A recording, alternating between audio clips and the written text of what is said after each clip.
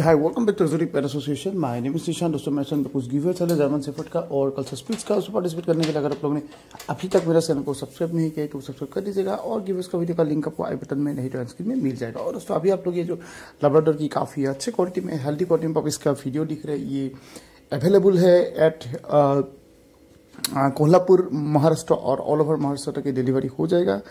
और ये काफ़ी अच्छे क्वालिटी का पपी है, बड़े हेड में पपी है और हैवी बोन में पपी है एंड शॉर्ट टेल का पपी है। इनके पास फोन कलर में पपीज अवेलेबल है, male female both puppies are available with the seller with same quality same colour. आप लोग देख सकते हैं क्वालिटी बहुत ही जाइंट क्वालिटी का ये पपीज है। So if anybody required from Maharashtra then seller screen उसमें कॉल करके और डिटेल्स वगैरह ले सकते हैं।